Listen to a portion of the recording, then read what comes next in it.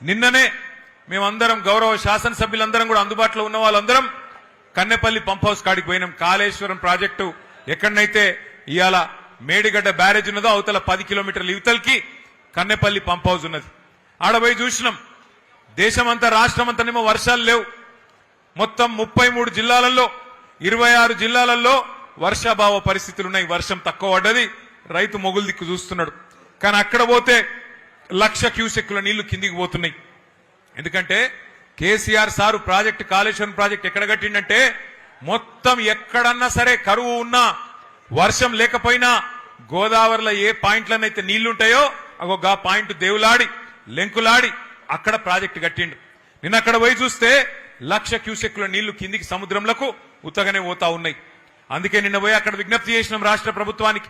అయ్యా ముఖ్యమంత్రి గారు, నీకు మా మీద కోపం ఉంటే కేసులు పెట్టుకో, నీకు మా మీద కోపం ఉంటే ఏమన్నా చేసుకో, కానీ మా మీద కోపం రైతుల మీద తీయకు.